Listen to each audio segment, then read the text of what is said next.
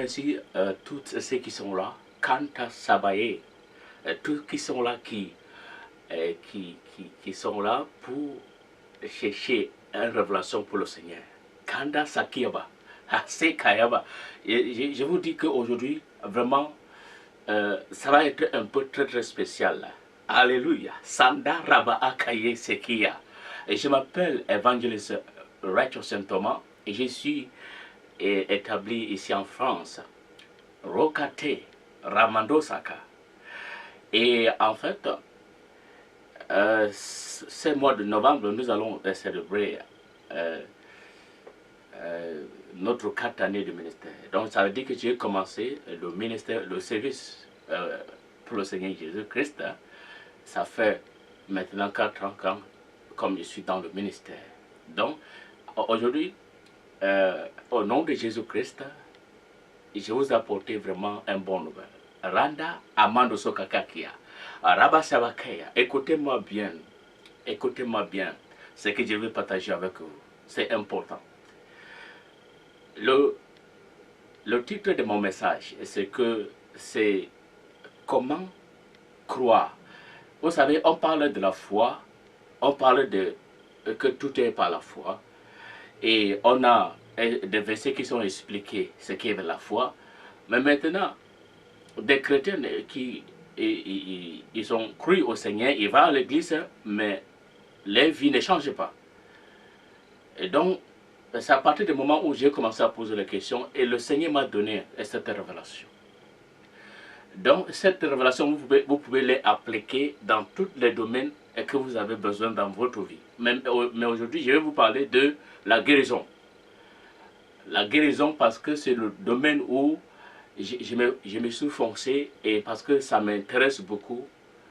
Parce que je ne vais pas faire confiance à l'homme concernant mon corps, ma santé. Donc, comment croire? Et la première des choses, c'est que tout ce que vous avez besoin, ça doit baser sur des promesses. Sur les promesses que le Seigneur a fait pour vous. Si vous cherchez dans le livre saint, vous allez trouver des promesses que Dieu a fait concernant la santé, concernant la prospérité, concernant le mariage, concernant tout les affaires, tout ce que vous pouvez avoir besoin sur la terre. Et il y a des promesses que Dieu a fait à tous ceux qui sont avec lui. Et aujourd'hui, je suis venu pour appuyer et pour expliquer de comment vous pouvez, comment croire. Des gens connaissent comment aller à l'église. Des gens connaissent comment prier. Des gens connaissent comment chanter, adorer le Seigneur. Tout ça, c'est de bonnes choses. Mais les gens n'ont pas appris comment croire, comment avoir la foi. Donc, aujourd'hui, je vais vous parler de 3 choses qui sont importantes, qui vont vraiment changer votre vie chrétienne. Et si vous m'écoutez, et la seule chose que je voulais préciser, c'est que quand vous écoutez cette vidéo, écoutez-le pendant longtemps. Tout le temps écoutez, vous allez connecter dans l'onction de la foi et des révélations et des connaissances. Ce que j'ai dit, c'est vrai. Ok, maintenant, la première des choses, c'est que Dieu voit votre foi. Donc, en fait, quand il regarde, il voit votre foi. Et ça veut dire que la foi, c'est quelque chose de visible. C'est quelque chose qu'on peut le voir. Donc maintenant, vous devez faire en sorte que votre foi devienne visible. Parce que si vous quittez dans votre maison, vous partez à l'église, ça c'est la foi. Ok, maintenant, pour aller à l'église, c'est pour apprendre de comment recevoir des choses de la part du Seigneur.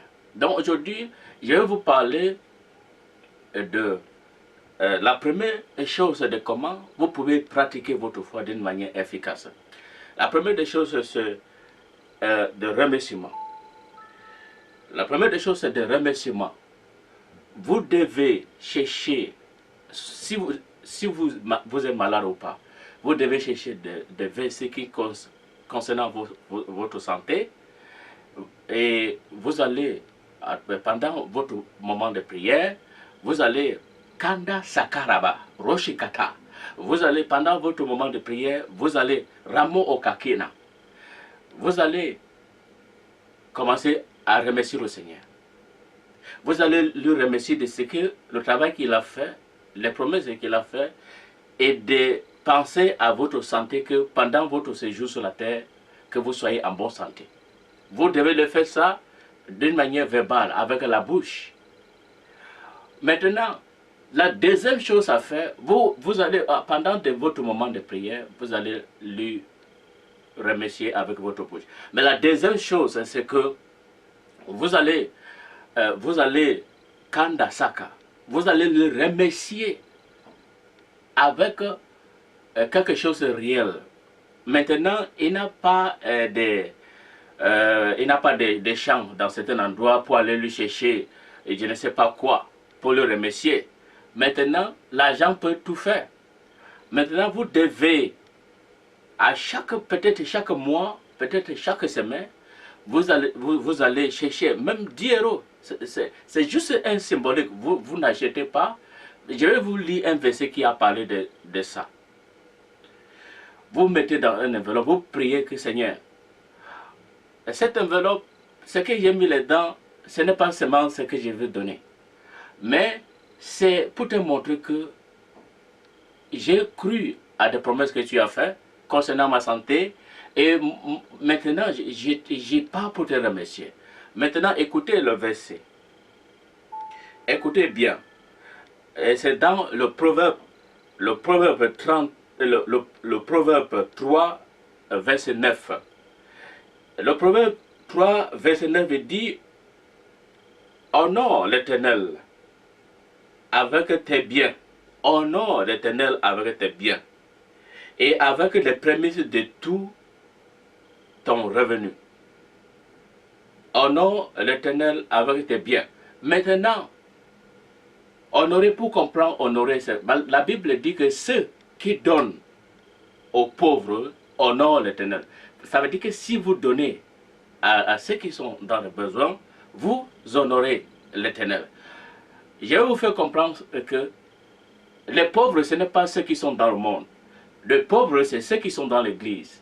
Parce que Dieu, le Seigneur Jésus-Christ, notre Seigneur, notre Roi, notre Dieu, lui, il a fait un travail pour tout le monde pour être sauvé. Donc, la première préoccupation pour le Seigneur, pour ceux qui sont dans le monde, c'est pour leur salut. Parce que vous pouvez leur donner à manger, donner quoi, mais s'ils meurent sans le salut, ils vont aller en enfer.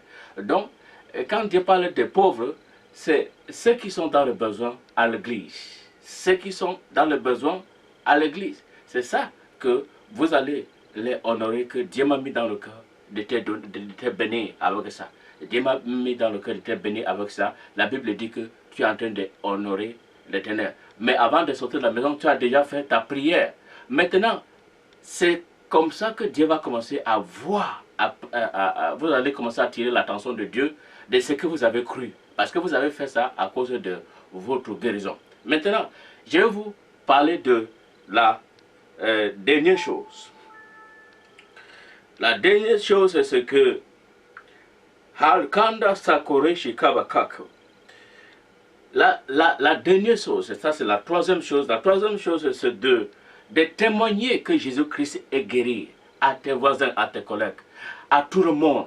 Et ne cesse pas, à chaque moment que tu as l'opportunité, pendant même ton temps de prière, il faut lui demander que Seigneur, comment je peux faire? À qui que tu veux que je témoigne de ta puissance? Vous savez, à partir du moment que vous prononcez et que vous déclarez que voilà, Dieu fait ça et vous dites ça à des personnes réelles, ça va continuellement activer votre foi, et Dieu aussi regardera que si vous n'avez pas cru, vous ne pourrez jamais témoigner. Donc comme vous avez commencé à témoigner, ça veut dire que vous avez cru à la parole de Dieu. Votre foi va commencer à être visible devant Dieu. Je vais vous lire un verset qui me soutient de ça. La Bible dit que dans 2 Timothée 1, verset 8, la Bible dit que n'ayez donc point honte de témoigner, à rendre à notre Seigneur ni de moi sont prisonniers. Ma souffrance avec moi pour l'évangile, par la puissance de Jésus-Christ. Il a dit que n'ayez donc pas honte de témoigner à rendre à notre Seigneur. Donc, il faut toujours rendre gloire à Dieu de ce qu'il peut faire, de ce qu'il a fait. Même s'il n'a pas encore guéri, même si tu n'as pas encore attendu parler, à voir la guérison. Mais il y a des rapports que nous étions transmettre dans la Bible. Vous avez vu comment il a guéri des personnes, toutes des personnes qui étaient malades. Il a guéri. Donc, vous allez commencer à témoigner que Jésus guérit. Vous montrez la personne de verset, de comment il a guéri si la personne veut voir. Et vous allez faire ça.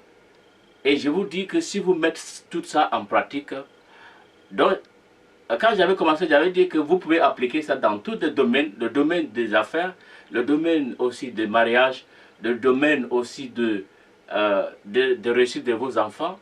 Vous pouvez appliquer ces 3 principes et vous allez voir un surnaturel dans votre vie. Écoutez cette vidéo, écoutez-le tout le temps et vous allez connecter dans cet esprit de révélation et de la foi